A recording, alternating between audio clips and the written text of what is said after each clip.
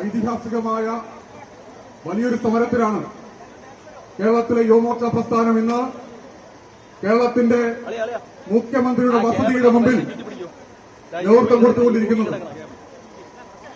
ഈ തീക്ഷ്ണമായ സമരം രാജ്യത്തുടനീളം ഈ രാജ്യത്തിന്റെ അഖണ്ഡതയെ, രാജ്യത്തിന്റെ സുരക്ഷയെ, രാജ്യത്തിന്റെ ജനാധിപത്യത്തെ തുരങ്കം വയ്ക്കാൻ ഈ രാജ്യത്ത് ചില തൽപര കക്ഷികൾ, ചില ദേശവിരുദ്ധർ, ചില രാജ്യദ്രോഹികൾ അവർ കൂട്ടം ചേർന്ന് ഈ രാജ്യത്ത് വിദ്യാർത്ഥികൾ, യുവാക്കൾ നടത്തുന്ന സമരത്തെ ഹൈജാക്ക് ചെയ്യാൻ, അതിനെ അട്ടിമറിക്കാൻ വേണ്ടി രാഹുൽ ഗാന്ധിയെയും പ്രിയങ്ക ഗാന്ധിയെയും കേരളത്തിലെയും രാജ്യത്തെയും സിപിഎമ്മിന്റെയും ഇടതുപക്ഷത്തിന്റെയും നേതാക്കന്മാരെയും കൂട്ടുപിടിച്ച് സമാധാനപരമായി ഈ രാജ്യത്ത് വിദ്യാർത്ഥികൾ, യുവാക്കൾ നടത്തുന്ന സമരത്തെ അട്ടിമറിച്ച് ആ സമരത്തെ അരാഷ്ട്രീയവൽക്കരിച്ച് ഈ രാജ്യത്തിന്റെ പ്രധാനമന്ത്രിക്കും ഈ രാജ്യത്തിന്റെ ഭരണകൂടത്തിനും ഈ രാജ്യത്തിന്റെ ജനാധിപത്യത്തിനും നേരെ വഴിതിരിച്ചു വിടാനുള്ള വലിയ ഗൂഢാലോചനയാണ് കഴിഞ്ഞ ഒരാഴ്ച ഈ രാജ്യത്ത് നടന്നുകൊണ്ടിരിക്കുന്നത്.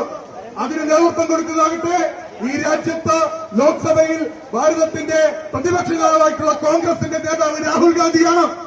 ഞങ്ങൾക്ക് യുവമോർച്ചയ്ക്ക് പറഞ്ഞു വെക്കാനുള്ളത്, ഈ രാജ്യത്തിന്റെ ജനാധിപത്യത്തെ, ഈ രാജ്യത്തിന്റെ പരമാധികാരത്തെ അട്ടിമറിക്കാൻ മിസ്റ്റർ രാഹുൽ ഗാന്ധി, നിങ്ങളല്ല നിങ്ങളുടെ മുതുമുത്തച്ഛൻ ജവഹർലാൽ നെഹ്റു വിചാരിച്ചിട്ട് പോലും നടന്നിട്ടില്ല എന്ന് ഞങ്ങൾക്ക് പറഞ്ഞു വെക്കുകയാണ്.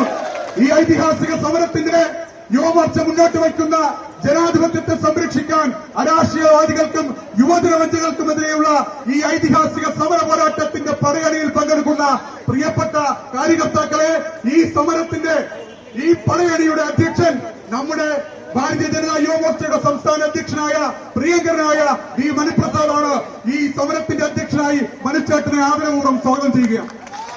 ഇവിടെ നമ്മുടെ പാർട്ടിയുടെ പാർലമെന്ററി പാർട്ടി നേതാവ് കൂടിയായിട്ടുള്ള ശ്രീ ഗോപകുമാർ സാർ MLA, അതോടൊപ്പം തന്നെ പാർട്ടിയുടെ സംസ്ഥാന ജനറൽ സെക്രട്ടറി S സുരേഷ് ഏട്ടൻ, P സുധീർജി തുടങ്ങി പാർട്ടിയുടെ മുതിർന്ന നേതാക്കൾ എല്ലാവരും ഇവിടെ ഇന്ന് യുവമോർച്ചയുടെ ഈ സമരത്തിന് അഭിസംബോധനകൾ ചെയ്തെത്തിയിട്ടുണ്ട്. നമ്മൾ ഇന്നിവിടെ എന്തിനാണ് ഈ സമരം നടത്തിയത് എന്നുള്ളതിനെ കുറിച്ചെല്ലാം വ്യക്തമായിട്ട് ബോധ്യപ്പെടുത്തിയിട്ടാണ് ഈ സമരവുമായി വന്നത്. അല്ലാതെ രാഹുൽ ഗാന്ധി കേക്ക് മുറിക്കാൻ വേണ്ടി വരൂ എന്ന് പറഞ്ഞ് മുഖ്യമന്ത്രിമാരെ വിളിച്ചു വരുത്തി പറ്റിച്ചതുപോലെ ആയിരുന്നില്ല യുവമോർച്ചയുടെ ഈ സമരം. ഞങ്ങൾ കൃത്യമായി പത്രസമ്മേളനം നടത്തി ജനങ്ങളോട് വിളിച്ചു പറഞ്ഞു, പോലീസ് ഏമാന്മാരോട് പറഞ്ഞു, ഞങ്ങൾ ക്ലിഫ് ഹൗസിലേക്ക് വരുന്നുണ്ട് യുവമോർച്ചയുടെ സമരം. സമയം പറഞ്ഞു, ഡേറ്റ് പറഞ്ഞു. പക്ഷേ ഞങ്ങൾ പറഞ്ഞു, അരാജകവാദികൾ നടത്തിയ സമരം പോലെ ആയിരിക്കില്ല. ഉറച്ച മുഷ്ടയും മത്സ്യവും മാംസവുമുള്ള നിരായുധരായി ഞങ്ങൾ ഈ സമരവുമായി മുന്നോട്ട് വരും. അക്രമത്തിന്റെയോ ആയുധത്തിന്റെയോ ഒരു പിന്തുണ ഞങ്ങൾക്കുണ്ട്. ജനാധിപത്യത്തിൽ ഉറച്ചു വിശ്വസിക്കുന്ന ഈ യുവശക്തിയുടെ പോരാട്ടം ഈ ക്ലിഫ് ഹൗസിന്റെ മുന്നിൽ ഞങ്ങൾ ഒരു കാര്യം കൂടി പറയുന്നു. നിങ്ങളുടെ ടാങ്കുകളിലെ വെള്ളം, ജലപീരങ്കിയിലെ വെള്ളം, ലാത്തിയുടെ എണ്ണം കുറഞ്ഞിട്ടുണ്ടെങ്കിൽ എത്രയും പെട്ടെന്ന് അതുകൂടി കൂട്ടിക്കോ. ഈ സമരം അവസാനിക്കാൻ വേണ്ടി തുടങ്ങിയിട്ടുള്ളതേ അല്ല. കേരളത്തിലെ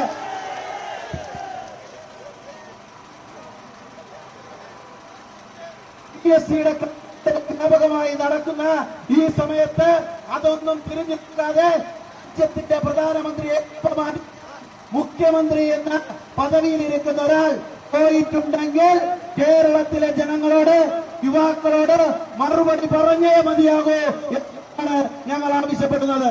ഈ ആവശ്യത്തിന് ഞങ്ങളെ പിന്തുണയ്ക്കാൻ, ഈ പരിപാടി, ഈ പ്രതിഷേധ സമരം ഉദ്ഘാടനം ചെയ്യാൻ ഇവിടെ എത്തിയിട്ടുള്ളത് ബഹുമാന്യനായ സ്വാതന്ത്ര്യമുള്ള പാർട്ടിയുടെ പാർലമെന്ററി പാർട്ടി നേതാവ് കൂടിയായിട്ടുള്ള നിയമസഭയ്ക്കകത്ത് PSC വിഷയം ഉന്നയിച്ച പ്രിയപ്പെട്ട ഗോപകുമാറാണ്.